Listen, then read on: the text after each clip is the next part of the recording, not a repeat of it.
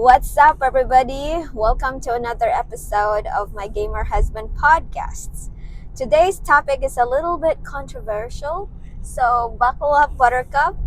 It's gonna be a bumpy ride for some, but Oh, if you're offended, we know who you are. but anyway, so our topic basically is for you: is the American dream alive or is it already long dead?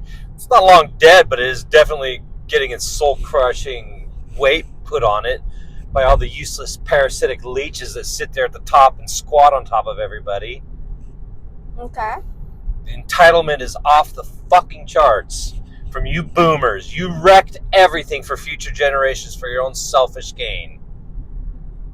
I would have too. So I'm not being a hypocrite because you were given the right to vote and you voted for this. And that's what people will always do. Bread and circus is more important. Okay. So your opinion is American dream is dead. Well, I mean, look how hard it was for us to get a house. It's soul crushing trying to find a house. Took years of scraping together to get a house, to get a payment going and down payment, everything. It was abysmal. And every time we'd go for a house, somebody else would come along because they had the cash and they'd outbid us. Yeah. And they were willing to drop 50, 60 grand. We had one that was a nice house, and they had an escalation clause of like $86,000 over our asking price. It was like, and we already gave $15,000 over the asking price. But and I know who it was.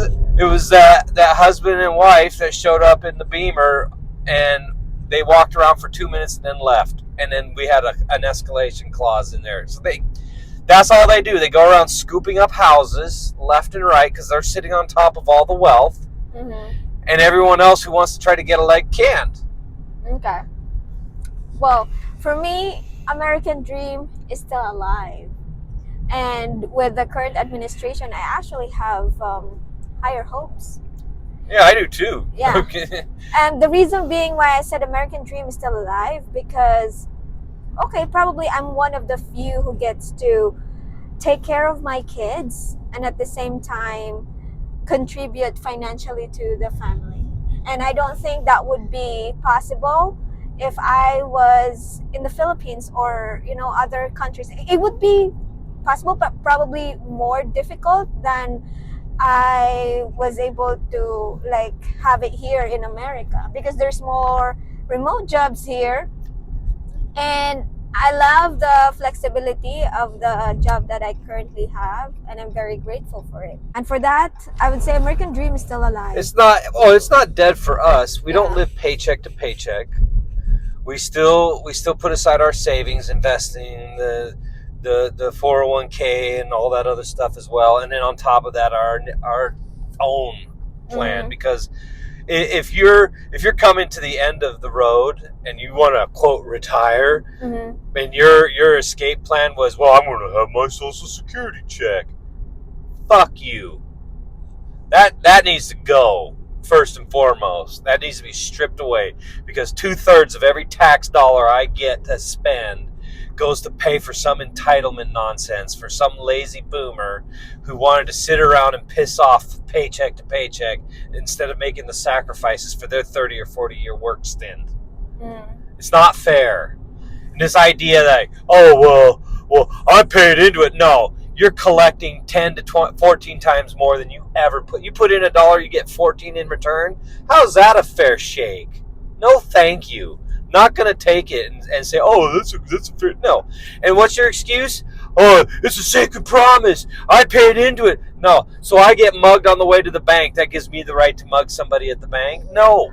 It's wrong. I know it's wrong, but I would not also pin the blame to the boomer. I would pin the blame to the person who established this system. And who was it, by the way? Was that Truman or Roosevelt? Can't remember. You have to Google that. Yeah.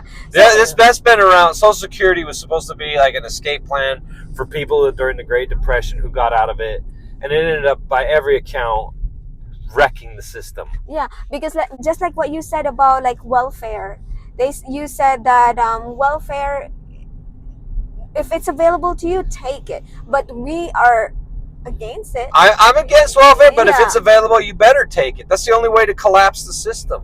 Mm. And for everybody squealing and crying about, oh, the tariffs and my 401k collapsed. Good.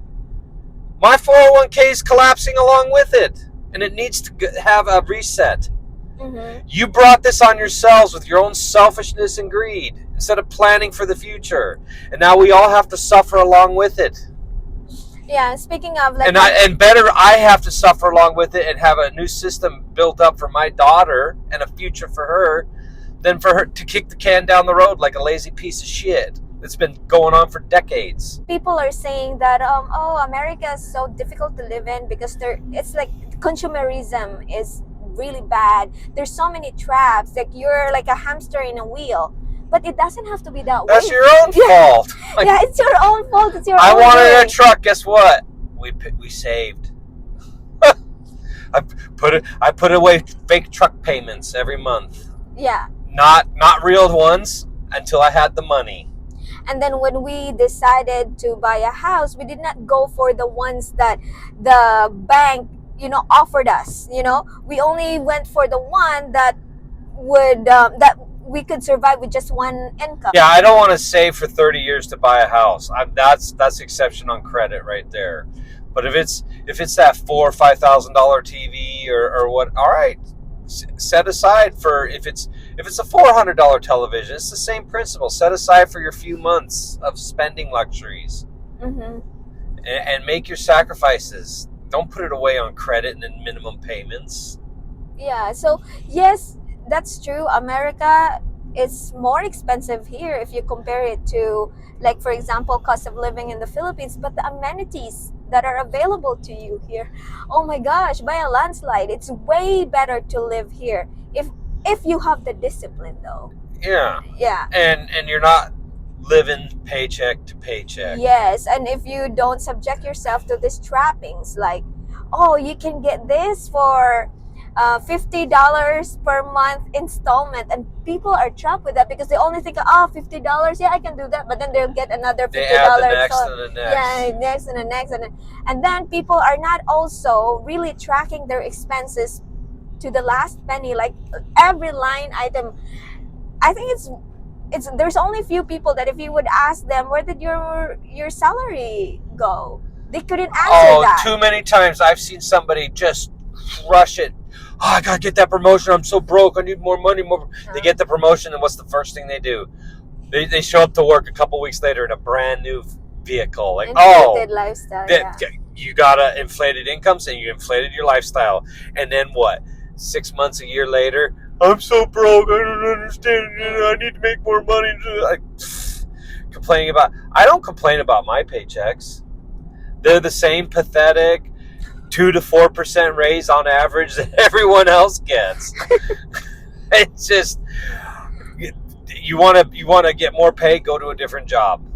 And that's the market that was created by capitalism. And that's the only way to get, because once HR has their claws into you, they're going to give you the least amount of reward for your efforts. And you look at the productivity charts over the last few decades, it's exploded compared to what it was in like the 70s and 80s.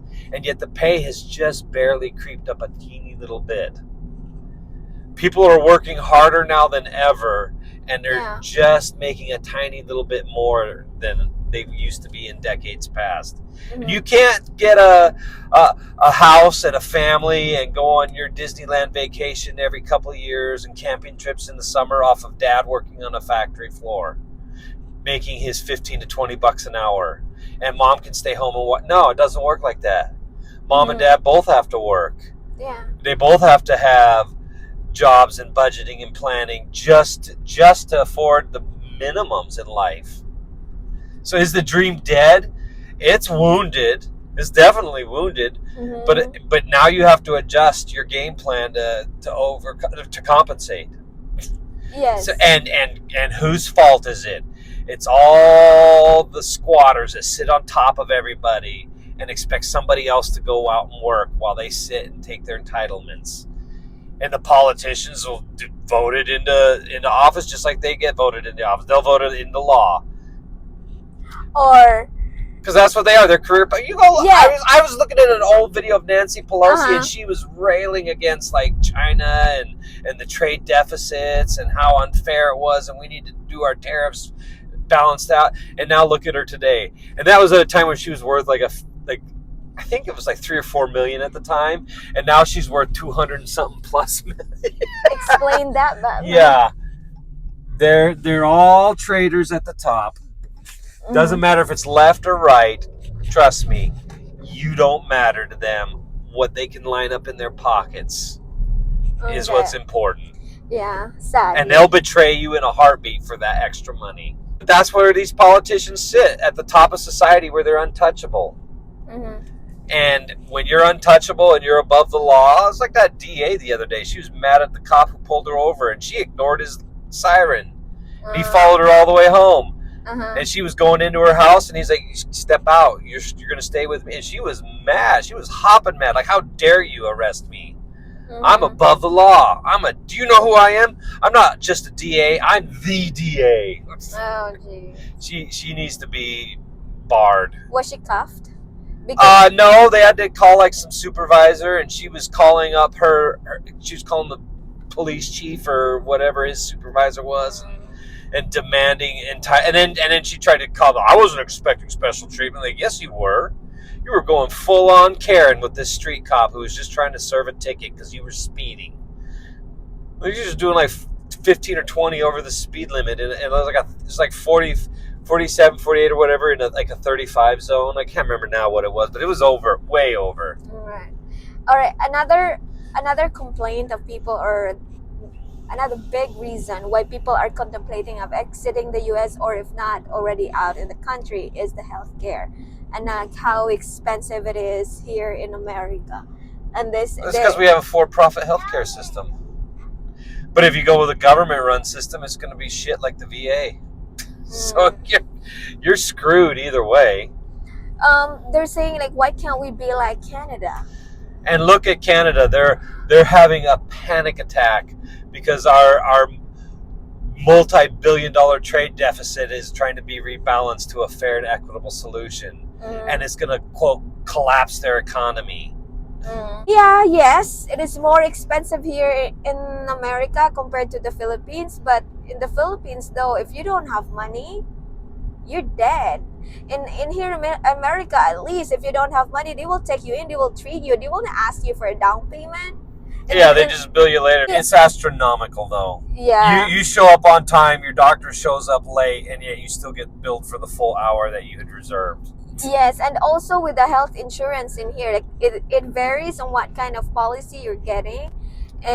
So you always have the deductible, and if you are in a high deductible, normally it's like you cover at least $1,500 first, and then after that you would get 10% copay. Yeah, well, it's still like $800-900 a month for our. Yeah, but then I'm supposed to have a premium insurance plan, and look what we got. With our plan, with your company, it's actually not high deductible. It's only like $600 per person. Oh. Yeah, mine is high deductible, but because I have dual insurance, when I gave birth to my son, all in all, honey, from all the care from the start of the pregnancy to we just after paid birth, for the doula, right? Yeah, the doula, it's covered. And then excluding the doula was only about $200 out of pocket for us. And I hear stories of people usually paying like $3,000 to $5,000 out of pocket, plus whatever the insurance covers. Oh, and yeah, and also just a disclaimer: I gave birth at the birthing center, not in the hospital, and I was in a midwifery care, not a doctor. So, yes, for those, I recommend going that way over a hospital for sure if you can. Yeah, if you can, definitely, because there are some, health issues that the midwives are not allowed to take you in if you have certain health issues. If you're fat and obese and your blood pressure's terrible, go to the hospital. So, yeah, I guess that's it for today's video, guys. What do you think? Is the American dream still alive for you, or is it dead? Let us know. And how are you coping in this economy. I'm 62 years old. I'm going to go move to a Oh my third world goodness. country and squat on top of everybody and collect. I think your Social Security should disappear if you leave the country and you're spending your money in a foreign country. All right, do you agree with my husband? If Yeah, yes, of course let me not. know. I paid into it. I put $1 and I want my 14 in return. That money is already long gone and spent. It's future generations that have to foot the bill because you're too lazy and too stupid to live within your means, making Because it worse for everyone else down the line. yeah, the system is there. So yeah, I have 401k, not 401k. I have a social security. If by the time I retire, it's still there, I'll take advantage of it. But of course, Absolutely, but I'm I not am going to pretend like I'm entitled to it. yes, and I'm I'm a also, piece of shit for taking and it. we are setting aside money in our 401k as well for when we retire. We are not relying on. And the 401k is going to probably be collapsed to nothing by the time we get it too. Look at what's happening to our 401k now. Okay, so anyway, guys, I guess we will just focus on the things that we can control, because if we focus on everything that we can't, we will go crazy. All right, let go and let God. Bye.